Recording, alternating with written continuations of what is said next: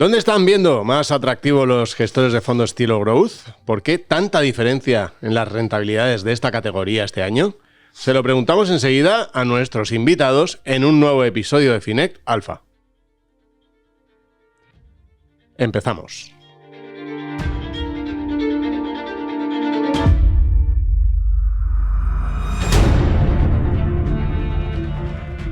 Hola a todos, ¿qué tal? ¿Cómo estáis? Cuando pensamos en growth, en crecimiento, ¿qué nos viene a la cabeza? Pues sí, por las empresas que más crecen, ¿no? Las que tienen más growth del mundo, que son las grandes tecnológicas de Estados Unidos.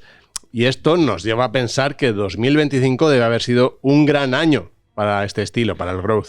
Sin embargo, hay muchos matices. Dentro de los fondos de este estilo hemos visto una enorme diferencia entre los mejores y los peores de la categoría, una gran dispersión. Los hay que van a cerrar el año con ganancias cercanas al 20%, repletos de empresas de semiconductores y relacionadas con la inteligencia artificial en sus carteras, pero también los hay que van a cerrar el año en negativo incluso, precisamente por su visión de que la IA está en unas valoraciones irracionales. Los hay repletos de compañías industriales y financieras y otros que se han pasado más a sectores más clásicos como el consumo. Es decir, de todo. Pocas veces antes de seleccionar un fondo de la categoría Morningstar ha supuesto en la práctica poder estar expuesto a carteras tan distintas. ¿Qué hacer en este contexto? ¿Cómo lo están viendo los gestores y los selectores? Vamos a preguntárselo ya mismo a nuestros invitados de la semana, pero antes os damos las gracias por estar siempre ahí. Como también damos las gracias a nuestros partners, como Viedel Capital Management, donde invierten contigo, donde invierten en Europa. Bueno, vamos a saludar ya a nuestros invitados esta semana. Daniel Rodríguez Sagún. ¿Qué tal, Daniel? ¿Cómo estás? ¿Qué tal, Vicente? Buenos días. Con muchas ganas de charlar. Un placer tenerte por aquí de nuevo. Daniel, que es responsable de gestión de carteras en Intermoney y Patrimonios del grupo CIMD. ¿CIMD? ¿Cómo se dice? ¿CIMD o CIMD? Lo puedes decir de las dos formas, pero nosotros decimos Grupo CIM Intermoney. Solemos decir las dos, y primero CIM y luego Intermoney. Pues venga, digo eso yo también. Grupo CIM de Intermoney, y me lo he apuntado aquí para decirlo bien. Y Felipe López Gálvez, que se estrena en la familia Alfa. Bienvenido, Felipe. Muchas gracias, Vicente. Un placer estar aquí con vosotros. Un placer tenerte por aquí. Felipe, que es analista senior de fondos de inversión en Singular Bank. Así que nada, bienvenidos los dos. Siempre empezamos el podcast con esta sección que es ¿qué me traéis? ¿No? Que lo que decimos es que puede ser lo que queráis. Puede ser un gráfico, un blog, una conversación, un podcast, un vídeo que hayáis visto, una charla que hayáis estado un gestor, lo que queráis. Y pues ya sabéis que además aquí se va a hablar de cualquier fondo, de cualquier compañía o de nada. O sea, lo dejamos ahí a vuestro criterio. Voy a empezar contigo, Daniel. Vale, nada, perfecto. Yo que toquen frontalmente o de forma indirecta tema mercados, inversiones. La última vez que estuve hablamos de un podcast que me gustó mucho de Naval Ravikant y ahora me he leído su libro, que es el Almanaque, que me ha gustado mucho, que es una recopilación de conversaciones con él en entrevistas, tweets, etcétera. Y al final es un inversor / filósofo / multidisciplinar, toca muchas áreas, pero él es sobre todo conocido por haber tenido muy buen ojo en algunas IPOs en Estados Unidos. Está muy relacionado con el mundo de inversión en startups que luego han ido creciendo en Silicon Valley. Entonces te habla un poco del mundo de la inversión y luego salta todo lo que no es inversión. O sea, los ámbitos que a él le parecen interesantes sobre la felicidad, filosofía de vida, toca arte. Es decir, es muy transversal, pero vamos, muy interesante y muy actual. Y luego, por otro lado, un podcast que me ha gustado mucho de Jonathan Ross, que es el CEO de Grok, con Q, no con K, donde habla fundamentalmente de chips, inteligencia artificial, porque ellos empezaron, ahora han pivotado un poco, haciendo chips, digamos, no tan sofisticados o tan complejos como los de Nvidia, para intentar desatascar un poco los cuellos de botella que había con estos chips, porque es verdad que los que ofrece Nvidia son súper necesarios para entrenar modelos, pero luego a la hora de correr modelos o hacer cosas un poquito menos complicadas, se pueden utilizar chips más sencillos. Entonces, básicamente, ellos lo que han hecho es desbloquear este cuello de botella ofreciendo chips más sencillos, que ahora están pivotando a hacer racks, soluciones de software y demás, pero es un tema muy interesante para entender dentro del mundo de los chips qué otros players hay aparte de Nvidia y cómo se puede desatascar un poco la situación. ¿Ese es un blog? Es un podcast, perdona, y el podcast, ¿vale? Si no me equivoco, se llama Podcast 20VC de Venture Capital. Vale, ok, pues lo apuntamos para dejarlo ahí en la descripción. Felipe, ¿qué nos traes? Pues yo, sobre todo, unas conversaciones que he venido teniendo recientemente con gestores de renta fija. Una de las ventajas de trabajar en selección de fondos es que te reúnes con gente de mucho nivel. Y en cuanto a renta fija, bueno, pues te venían hablando de, ¿no? Por el lado de corporativo, bueno, que los spreads estaban estaban históricamente bajos, en niveles prácticamente mínimos. Y luego, por el otro lado, en las conversaciones que teníamos, hablaban de la preocupación, ¿no? Yo creo que hay cierta unanimidad en la preocupación por la deuda gobierno, ¿no? Ratios de deuda sobre PIB muy elevados, déficits, al auge, mucho populismo, ¿no? Mucho gasto público. Y luego también, en el caso concreto de Estados Unidos, parece que ha dejado un poco de ser activo refugio y que ahora, bueno, pues se están diversificando, ¿no? las reservas, ¿no? del resto de países. Y llegados a ese punto, pues yo llegué a preguntarme si podríamos llegar a ver spreads negativos, ¿no? Es algo que a priori no te entra en la cabeza, pero acordaros, por ejemplo, pues en la época de la pandemia, antes y después, que llegamos a ver rentabilidades negativas en la deuda pública, que es algo que supuestamente no te entra en la cabeza. Bueno, pues hablando con estos gestores les planteaba esa pregunta y muchos me decían que ya técnicamente ya se ha producido. O sea, hay compañías en Estados Unidos que se están financiando incluso más barato que el Treasury. Es algo que ha sucedido también en otros episodios de la historia. Por ejemplo, en la crisis de deuda soberana en Europa, pues había también emisores italianos, me comentaban, que se financiaban más barato que los bonos de Italia. Y bueno, pues quería dejar un poco esa reflexión. También es cierto que, o para tranquilidad de todos, me comentaban que, aunque solo fuera por un tema de lo líquida que es la deuda pública en general, que sería difícil ver de manera generalizada spreads negativos. Pero bueno, ahí dejo un poco esa reflexión. O sea, que puede ser un tema coyuntural que de pronto en un momento, ¿no?, de subida prima de riesgo y tal, que se dé, es más complicado que de manera estructural, ¿no? Aquello que efectivamente, es un poco la conclusión. Claro, que en realidad el argumento por el que no pasa es que, puestos a malas, el Estado puede expropiar a las compañías y quedarse con el dinero. Entonces es más difícil que no pague el Estado que no paguen las compañías, pero con el poder que están teniendo algunas compañías, igual cada vez es más complicado. Sí, con el movimiento de mercado, cuando pasó todo lo de Francia y demás, los movimientos en soberanos se veía muy claramente, ¿no? Que a veces en algún corporativo europeo estás mucho más resguardado en términos de volatilidad que en los propios soberanos, ¿no? En el caso de Europa, por traerlo aquí, o sea, que se ve clarísimamente. Sí. Pues muy interesante, pero vamos a hablar ahora en nuestra comida de inversión de algo también muy interesante.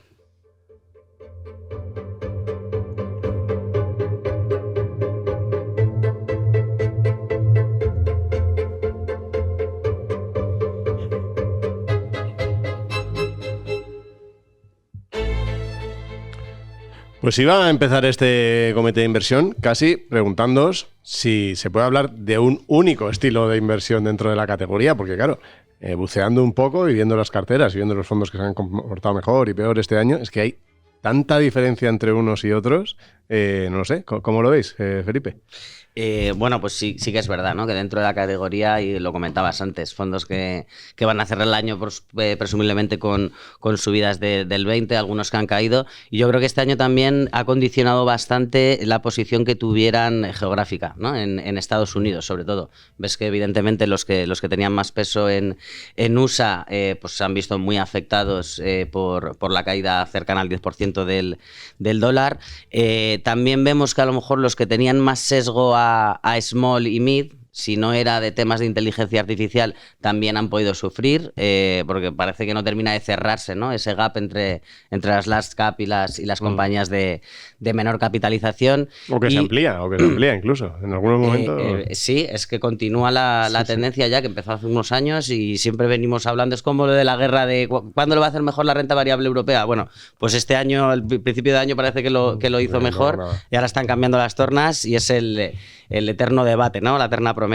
Y luego también yo creo que ha condicionado mucho pues la concentración que tuvieran estos fondos. Pues somos fondos muy concentrados que justo han dado en el clavo con determinadas compañías y son los que van a cerrar el año mejor, y otros que, bueno, pues desgraciadamente a lo mejor tenían más compañías ligadas pues a sectores que han sufrido, pues como salud o consumo, y encima estando concentrados, y son los que vamos a ver que acaban en negativo este año.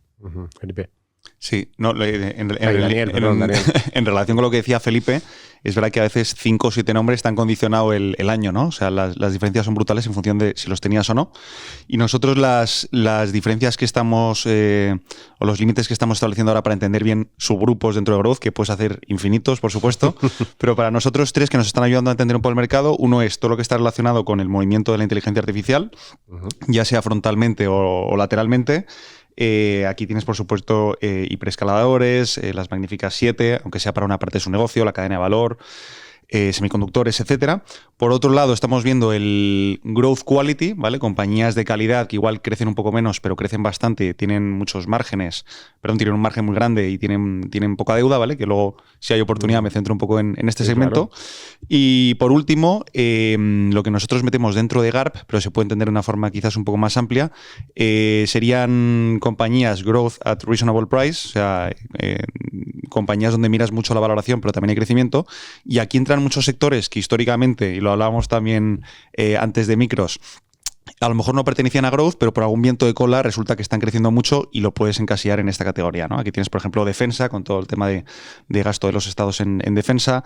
Puedes tener también, por ejemplo, incluso telecomunicaciones, ¿no? A raíz del informe Macri, pues se está fomentando mucho o se está impulsando mucho esta idea de consolidar dentro del sector unos pocos ganadores europeos en vez de muchos nacionales. Decías, ¿no? Del informe de Draghi, perdona.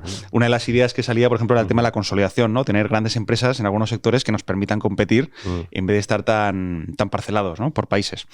Entonces, a lo mejor puntualmente puedes tener empresas de telecom que no crecían demasiado, que puntualmente se valoren como growth, ¿no? Utility es exactamente lo mismo. Con todo el crecimiento de centros de datos, etcétera, pues ahora el consumo de electricidad que va a ser es mucho más alto y puedes valorar a growth compañías que antes eran value o que no eran growth, por decirlo de algún modo, ¿no?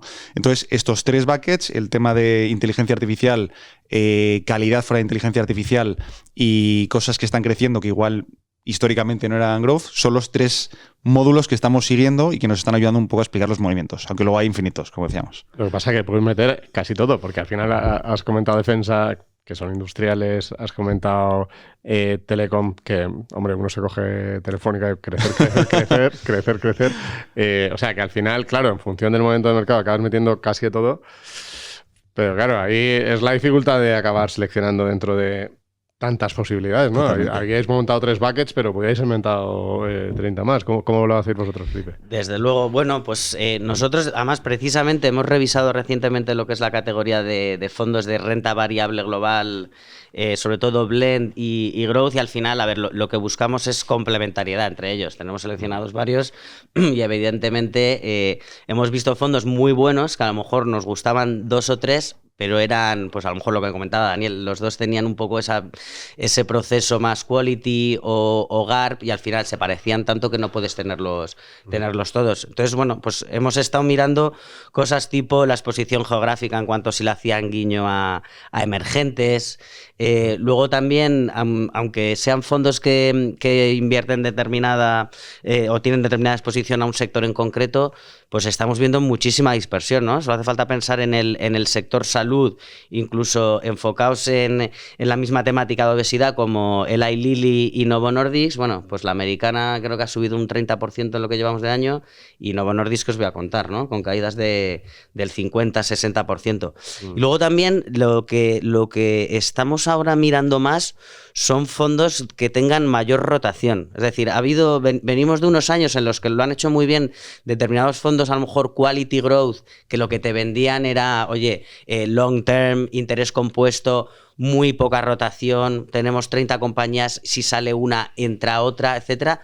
Y eso creo que está dejando de funcionar. Vivimos en un entorno tan cambiante que este tipo de fondos de inversión que a lo mejor se centraban mucho pues en sector, como decía, salud o consumo, bueno, pues están cambiando muchísimo las dinámicas de consumo y están cambiando mucho las tesis que tenían en los subyacentes en cartera. Por lo tanto, estamos buscando más flexibilidad, ¿no? Por parte de los gestores y también mirando mucho el tema de la concentración, porque al final lo que te dicen o lo que es evidente es que para generar alfa probablemente necesites carteras más concentradas.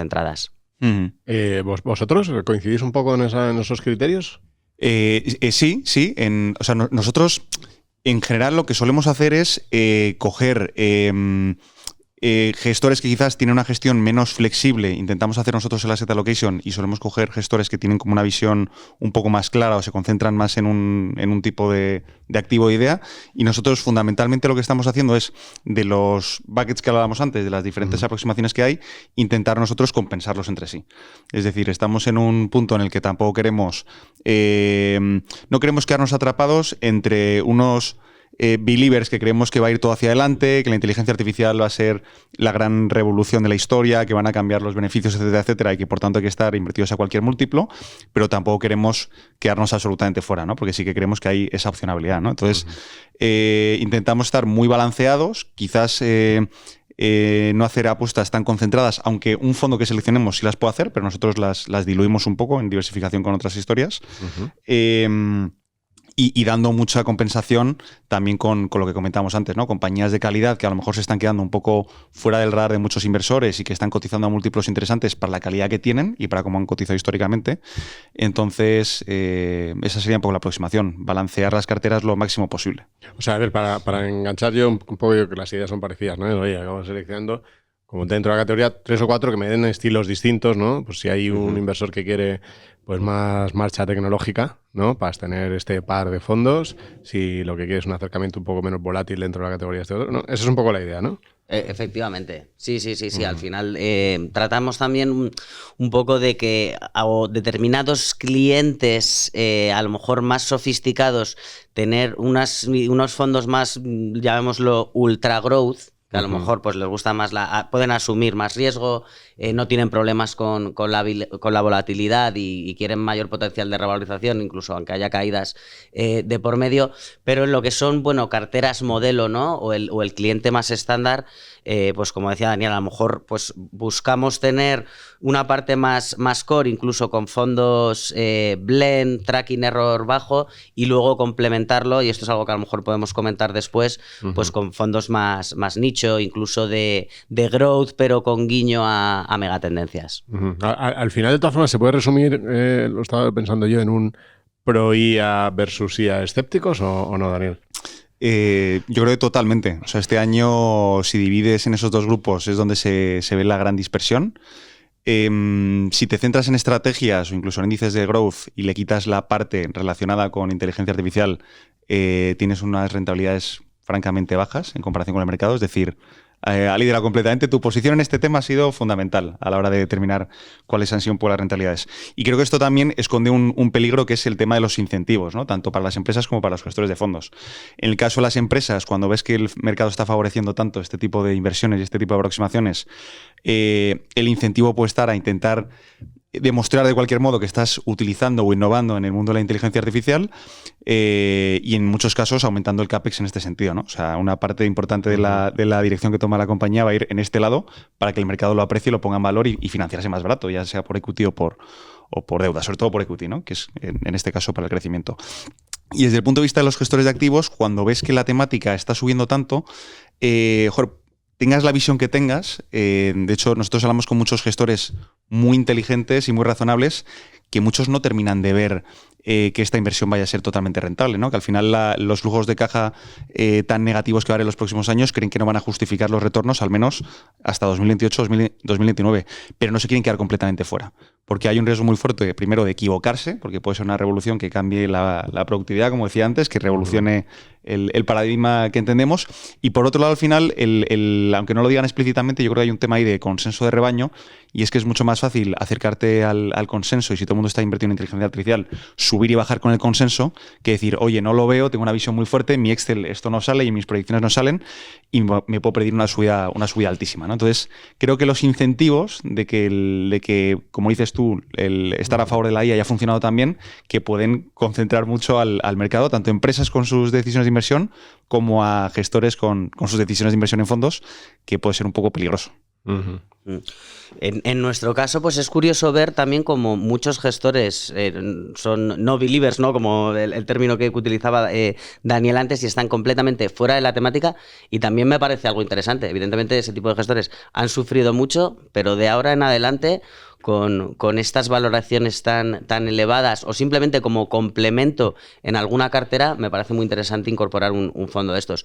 Y luego de los más pro IA, como comentabas, pues también hay que hacer diferencias, ¿no? Porque evidentemente este año pues los grandes ganadores de IA han sido semiconductores, pero luego hay un tipo de compañías que metemos dentro de esa tecnología o esa temática, como puedan ser las de software, de aplicaciones, y aquí vemos compañías pues en Europa como SAP o Adobe en Estados Unidos, que este año han sufrido mucho, ¿no? Por lo tanto, también yo haría la distinción de, bueno, los que se centran más en infraestructura IA, los que se centran más en, a lo mejor, incluso sectores tradicionales que se puedan beneficiar de ello, y luego también tener en cuenta que tú ahora te coges cualquier fondo y dices, ves las 10 principales posiciones y ves que están 5 o 6 de las magníficas 7 y dices, va, esto ya está, todos los fondos son iguales. Bueno, pues no tanto, o sea, porque ese tipo de compañías pesan ya tantísimo en los índices que incluso teniéndolas en cartera,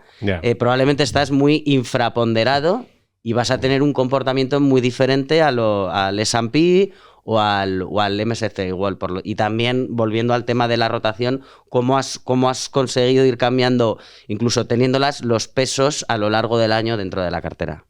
Una cosa, con este tipo de gestores que decías antes, Daniel, que tienen que estar porque tienen que estar, pero en el fondo no les hace mucha gracia. O sea, al final transmiten poca convicción, digamos así, en algo que tienen en cartera, para no quedarse muy lejos del mercado. O sea, vosotros como selectores ahí, entiendo que no es lo que más os gusta o parece bien porque sabéis que es solo algo que se juega y ya está. Pregunta complicada. Sí. Yo creo que al final, si tienes clientes, habla antes, Felipe, los diferentes tipos de clientes, si tú tienes un inversor muy de convicción, te va a tocar mojarte un poco más. Si tienes un cliente que delega completamente, yo creo que aquí lo más razonable es ese perfil que sigue un poco al mercado, con poco tracking error, a lo mejor. O por lo menos tener tus dos escenarios, ¿no? Un escenario en el que toda esta inversión realmente genera unos retornos brutales en los próximos años, y también tener el escenario en el que, oye, a lo mejor la inteligencia artificial pueden pasar varias cosas, ¿no? Puede ser que revolucione la vida tal como la entendemos, pero a lo mejor no nos haga mucho más productivos como empresas. Esto puede pasar y que, por tanto, aunque cambien nuestras vidas, las empresas no aumenten mucho más sus beneficios. Es un riesgo.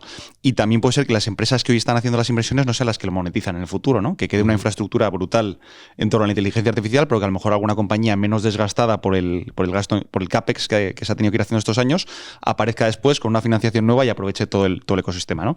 Entonces, es muy complicado. Es decir, aunque tengas una convicción clara en la tecnología, es muy complicado estar seguro de que esto se va a rentabilizar. Entonces, creemos que cierto grado de escepticismo está bien, y aquí la respuesta es un poco gris, y es que creo que hay que moverse en el gris. O sea, creo que es una situación en la que ponerte frontalmente a favor o frontalmente en contra, creo que tiene unos riesgos brutales. Entonces, aquí sí que me voy un poco con la combinación de las dos. Insisto mucho en balancearlo mucho.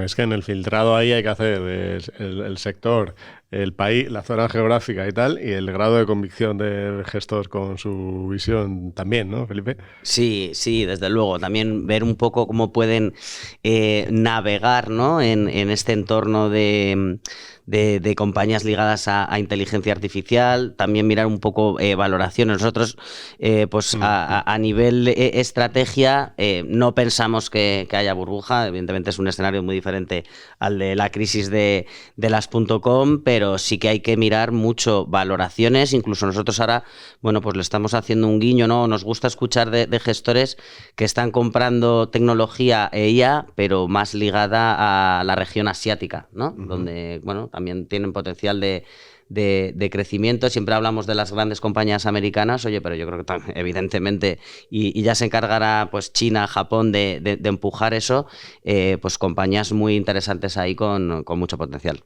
Claro, pues que a nivel valoración es lo que podéis encontrar, claro, imagino que miráis también, ¿no? Este fondo, el PER medio de la cartera, ¿dónde está, no? Y ahí también ahora mismo pues las diferencias son salvajes, ¿no? Sí, o sea, nosotros vemos desde 20 y pocos hasta 30 y muchos en el PER.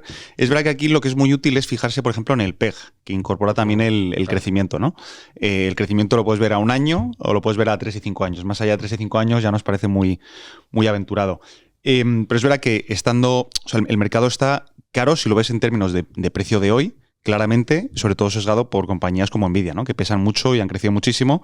Entonces te vas a una métrica como puede ser el CAPE, ¿no? Que es como el PER, pero ajustado al ciclo, ¿no? Los últimos 10 años para coger como mínimo un ciclo, y te salen unas valoraciones altísimas. Ahí sí, eso sí que es la barbaridad. Te sí sale prácticamente máximos de nunca. Pero totalmente. Claro, mucha gente diciendo que al no incorporar el crecimiento que ha habido en los últimos 2-3 años...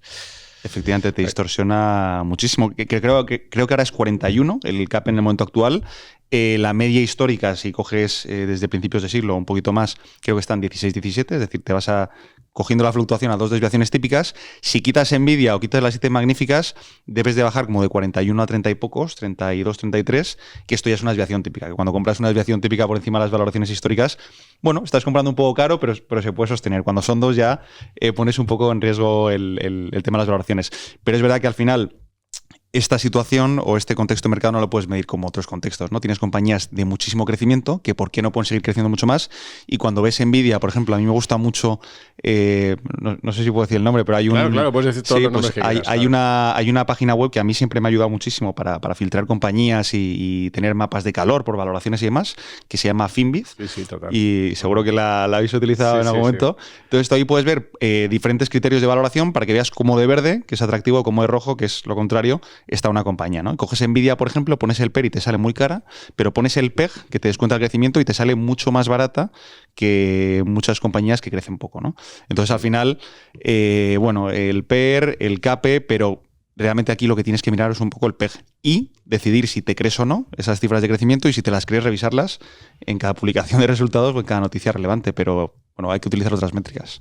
Yo que hablo bastante con gestores, pero vosotros que habláis todos los días, bastantes veces con gestores, es que los argumentos, imagino que lo que yo escucho de vez en cuando, vosotros mucho más. O sea, hay gestores que dicen, pues eso, el CAPE, las valoraciones en máximos, esto es insostenibilidad, y otros que se van al PEG o al PER estimado y dicen, no, pero sí, estamos súper lejos de niveles de burbuja. Entonces es un ejercicio constante intelectual de quién me convence más, ¿no? Total, además en muchos casos son, pues como decía Daniel, ¿no? Es gente muy inteligente y tú puedes ir a la reunión con una idea convencido de que Nvidia está carísimo, y le da la vuelta a la tortilla y acabas pensando que es que está baratísima porque tiene unas estimaciones de beneficio a futuro enormes, y bueno, y también está bien, ¿no? Que te hace un poco cambiar la visión. Llegados al punto de Nvidia, claro, evidentemente...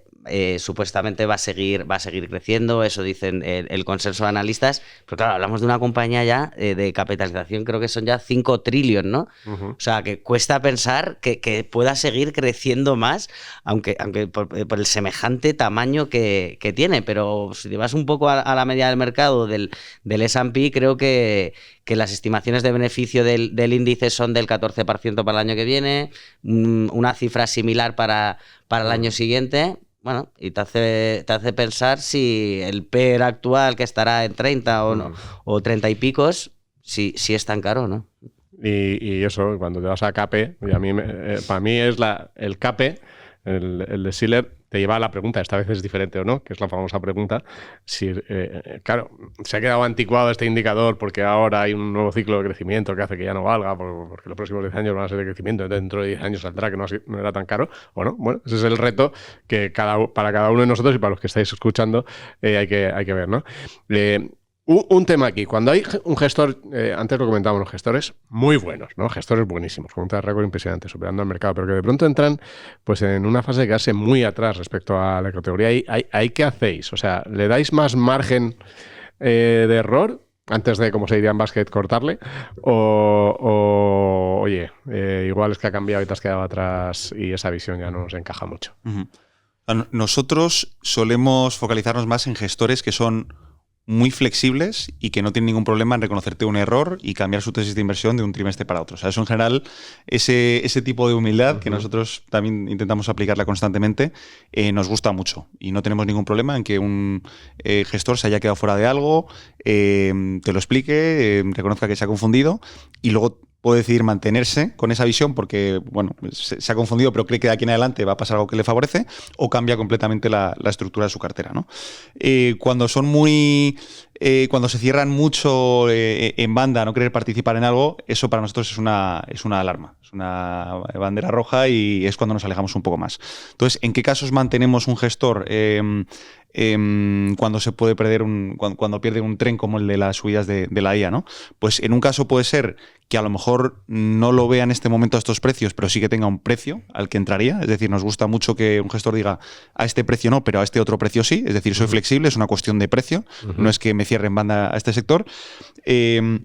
Y otra puede ser que en lo que esté invertido, si no es inteligencia artificial, sea interesante y esté funcionando bien. Es decir, si las compañías que tiene a lo mejor no han subido tanto como las de inteligencia artificial, pero ves que mejoran los márgenes, ves que mejora los beneficios, es decir, que la cartera en la que está invirtiendo está teniendo un comportamiento bueno, al menos en fundamentales, aunque todavía no se haya visto reflejado en precio, pues es diferente a si lo que ha seleccionado encima va fatal en fundamentales, ¿no? Entonces, serían estas dos, la flexibilidad, la capacidad de adaptarse al entorno de la humildad y, por otro lado, vale, no has tenido inteligencia artificial, pero ¿qué has tenido y cómo ha evolucionado? O sea, serían como las dos preguntas para ver si seguimos confiando en un gestor que se ha perdido este tren, por decirlo de alguna forma, o pivotamos en otra dirección. Me recuerda una frase que le escuché una vez a Álvaro Guzmán de Lázaro de Advalor en un evento, que él decía, es que los gestores tenemos que tener cierta soberbia intelectual, porque al final tienes que defender que tú tienes razón frente al mercado en una apuesta que tienes. O sea, es difícil, ¿no?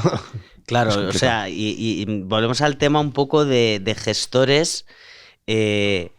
Nosotros hablamos con gestores que eligen acciones y nosotros somos selectores, por ejemplo, también elegimos sectores. Entonces ahí está el tema de si te enamoras, ya sea de las compañías o del fondo, o todo lo contrario, que les coges tirria. Entonces, bueno, pues hay que saber discernir un poco, en el caso nuestro, ¿no? Que elegimos fondos de inversión, pues si es una mala racha o a qué se debe ese underperformance, ¿no? O ese peor comportamiento. Coincido con Daniel en que hay gestores que se aferran a defender su idea y no saben reconocer su error. Bueno, pues yo como selector de fondos no tengo ningún problema y me ha pasado en el pasado de decir, oye, pues me he equivocado con este gestor. Sí que es verdad, bueno, pues que hay señales de alarma, ¿no? Que te pueden decir ciertos cambios que puedes, aunque no se ha ido el gestor principal, pero cambios en el equipo. Ves que hacen cosas que no eran las que te habían contado cuando lo seleccionaste, que no se mantienen fieles a su filosofía, porque yo no tengo ningún problema en mantener en focus list o seguir recomendando un fondo, growth en este caso, ¿no? Y que estamos hablando de este estilo de gestión, que este año ha ido mal porque estaba fuera de ella y te lo sigue defendiendo y dices, oye, esto me va a complementar carteras, oye, y qué gusto que es que este gestor no lo ve y se está enfocando más en otros sectores. Por lo tanto, en nuestro caso solemos tener paciencia antes de tomar decisiones, pero desde luego si no nos gusta el discurso o los vemos como muy, muy conformistas, muy con ese discurso de muy poca rotación y mantengo mi tesis en esta compañía de consumo a pesar de que están cambiando las dinámicas, a lo mejor en países emergentes que era su motor de crecimiento, pues ahí ya te hace un poco pensar. Sí, voy a comentar un caso de ese que muchos, incluso por tema de política de vuestra entidad, no entráis a fondos concretos, ¿no? Pero yo creo que este es uno representativo y lo pongo como ejemplo, luego os pregunto en general, pero por ejemplo, el de GQG, ¿no? El Global Equity Fund. Es un fondo que está entre los peores este año. El gestor ha dicho expresamente que le parece que hay una burbuja tremenda en la IA, incluso y tal. Entonces ese te lleva a un punto de blanco-negro, ¿no? O sea, quiero decir que al final el gestor ha tenido el equipo de gestión ha tenido una rentabilidad espectacular, pero ahora está muy significado en una visión concreta, ¿no? Uh-huh. Claro, a mí, yo cuando pensaba tengo que lanzar esto, voy a poner el nombre, porque nos ayuda a entender bien cómo alguien que lo ha hecho muy bien ahora tiene una visión que dices, ostras, igual si tiene visión hace jackpot, porque, o sea, si acierta y de pronto esto pincha hace jackpot, ¿no? Entonces vosotros ahí, claro, ese equilibrio entre está muy metido en una idea en concreta, pero al mismo tiempo tiene un historial que lo ha hecho fenomenal en el pasado. Y, o sea, a mí me resultaría súper complicado desde el punto de vista, para mi cartera, pero también como selector, ese tipo de fondo, ¿no? Sin entrar en este en concreto, ¿no? Lo he puesto solo como ejemplo. Sí, o sea, a mí lo que me sirve mucho en este tipo de situaciones, cuando tengo alguna reunión con algún gestor, sobre todo cuando cubre activos que desconozco más, etcétera, es preguntarle por las cosas que no tienen cartera. O O sea, muchas veces lo que tienen se lo saben perfectamente, te lo pueden explicar siempre. O sea, esa parte es como más fácil y se da más por sentada. Cuando te explican o te dan a entender que conocen muy bien en lo que no invierten, para mí es una buena señal y me gusta mucho, ¿no? Entonces luego aquí también ves muchos matices, ¿no? Por ejemplo, el que no está en inteligencia artificial, ¿no? O el que sí está, comentabas ahora este caso.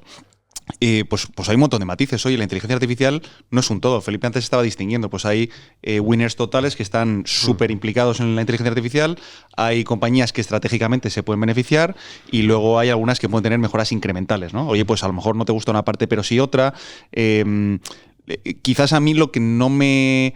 Lo que me genera alguna alarma o me chirría un poco es cuando veo que alguien es muy dogmático, que dice, oye, esto en general no, y no hace ninguna distinción entre las diferentes partes porque hay muchísimos matices, o no hace distinción entre valoraciones. Dice, oye, esta compañía la he visto, ahora mismo creo que estamos pagando unos precios ridículos por ahí en el mercado, pero si corrige un 20% ya es un nivel en el que yo entraría. Si oyes este tipo de cosas dices, vale, lo ha tenido en cuenta, lo ha valorado, pero ahora mismo se le escapa por precio. Cuando te están diciendo de antemano que algo no lo ven, que hay una burbuja y que no hay ningún precio al que entrarían, para mí tiene más que ver con una visión muy rígida del mundo y a mí me gusta menos, pero bueno, hay gestores que marcan la diferencia, son contrarian, no por apostar siempre en contra, sino contrarian por tener un pensamiento muy diferente y también está muy bien tener gestores de esos en cartera, porque si no se te concentra todo en gestores que piensan igual. O sea, tener algo de gestores contrarian a mí me parece importante también, por darle un contrapunto. Al final que trabaje en escenarios, ¿no? Que te haga entender que si pasa esto, cómo lo va a hacer él, ¿no? Yo creo que esa es un poco la clave, ¿no? Que os dé visibilidad ahí. Sí, efectivamente. Y nosotros ahora pues nos gustan mucho gestores que a lo mejor, bueno, pues ya son más mayores de edad, que dices, oye, pues este señor... El factor de la edad no lo he tenido en cuenta yo. No, pero decir, oye, es capaz de comprender, o sea, que ya es difícil para todos, pero es capaz de comprender a dónde va a llegar la IA y entender las dinámicas, y a lo mejor te dicen, pues estamos contratando a gente más joven, ¿sí? ¿No? Le dan valor a la cultura de equipo, ¿no? Gente más joven a lo mejor que te puede detectar tendencias y que son capaces de entender mejor esto, pues es algo que nosotros valoramos mucho. Incluso nos estamos sentando con gestores growth, que todos podían meter en el saco de, solo hacen tecnología, que le están dando pues un poco más, una visión un poco como top-down a la cartera. Incluso algunos hemos visto como con el tema de la geopolítica y tal, pensaban que el oro podía comportarse mejor. Incluso te han metido mineras de oro. Fondos growth, te hablo, y gestores growth. Oye, pues eso es algo admirable. O que han sido capaces de ver todo el tema de defensa, que iba a haber un aumento de gasto por parte de los países. Oye, y les ha funcionado bien esa temática. Gestores que a lo mejor han estado fuera de consumo, lujo, ¿no? Que es algo que está volviendo a las carteras growth. Y oye, que parece que China se está viendo un poco la luz al final del túnel y vuelve a ser motor de crecimiento para los Louis Vuitton de turno. Bueno, pues gestores que se adaptan, ¿no? O que compañías que entendíamos antes como growth, que dejan de serlo. Claro, esa es otra, porque antes comentaba Daniel, los que han entrado, que antes no estaban, ahora están los que estaban antes, que ya no están. Claro, tú miras ahora, por ejemplo, Netflix y ya no es considerada una compañía growth. Oye, porque ya tiene muy limitado a lo mejor el porcentaje de crecimiento, aunque tenga cierto poder de fijación de precios y pueda crecer por ahí, pero ya queda... Bueno, yo no estoy suscrito a Netflix. Mira, a mí todavía conmigo podrían seguir creciendo, pero en general ya tienen una cuota de mercado que es difícil de que pueda seguir creciendo, ¿no? Bueno, Meta me parece que está en los índices value con Estados Unidos, o sea, en los factoriales. Fíjate, pues no lo sabía. Me parece pues que Meta mira, está como mejor quality. Ejemplo que ese. Incluso mejor compañía a lo largo del tiempo, porque a lo mejor Alphabet hace principios de año te salía más value y ahora con Gemini igual te sale más growth. O sea, que esta es la dificultad. Para terminar un poco, porque al final estamos hablando mucho del sector, pero al final el sector vive en un mundo, por ejemplo, en el que hay tipos de interés que afectan mucho, ¿no? ¿Cuánto lo tenéis en cuenta vosotros lo que pueda pasar en tipos de interés a la hora de, pues al final, acabar seleccionando o metiendo en focus o recomendando un tipo u otro de fondos dentro de growth? Respecto a los tipos de interés, nosotros primero hacemos una diferenciación. Una es los tipos de interés que fija la Reserva Federal, los Fed Funds, que son muy de corto plazo, y los tipos de interés del mercado, es decir, cómo reacciona luego el mercado y cómo cotizan los bonos a 2 años, 5, 10, etcétera, ¿no? En general, los tramos medios nos parece que determinan más lo que hace el mercado que los tramos cortos. Es decir, la Reserva Federal, lo hemos visto en algún caso, baja los tipos de interés. Si el mercado interpreta que puede haber un recalentamiento de la economía o que la inflación se va a mantener alta, pues los tipos a largo plazo suben y las compañías se pueden financiar incluso más caro con unos Fed Funds más bajos, ¿no? Que esto es un poco contraintuitivo, pero cuando te metes ahí a fondo con la curva lo ves muy claramente, ¿no? Entonces, las bajadas de tipos de interés de la Reserva Federal, las que van a ir acometiendo, parece que una ya el 10 de diciembre y unas cuantas el año que viene, pues pueden sostener o no al mercado. Yo no creo que sea intrínsecamente malo, al revés, debería ser bueno, pero va a depender de qué pasa con los tipos a los que se financian de verdad las empresas. Las empresas no se financian a 3 meses, sino que se suelen financiar para el grueso a un plazo medio, ¿no? Y luego también, cuando te fijas en diferentes escenarios de subidas bajas de tipos de interés, ves las subidas que se produjeron en 2022 que afectaron al mercado clarísimamente, pero luego ves otros escenarios donde no han afectado demasiado, ¿no?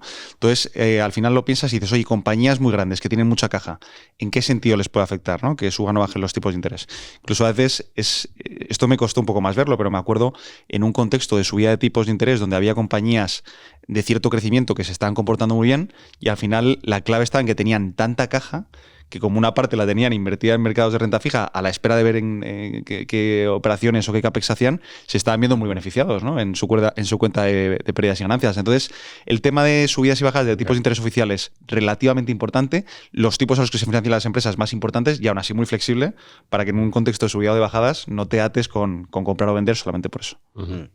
Pues nosotros, a ver, evidentemente tenemos en cuenta posibles movimientos de bancos centrales, pero en el caso concreto de los fondos de renta variable growth, pues quizá no tanto. O sea, es que nos costó más en el 22 explicar a un cliente por qué había bajado un 15% su fondo de renta fija gobierno que por qué se había pegado una castaña del 40% su fondo de renta variable growth. O sea que es algo que quizás no miramos tanto, ¿no? Para seleccionar este tipo de fondos. Y ahora vemos el mercado, bueno, pues yo creo que está bastante descontado, ¿no? Que el Banco Central Europeo más o menos va a mantener los tipos en estos niveles, que la Fed los va a bajar un poco. Lo importante es que no haya giros bruscos, ¿no? En general, pero vuelvo a lo mismo, casi nos preocupa más el tema de tipos, lo que le pueda pasar a la parte de renta fija de las carteras que a la de renta variable.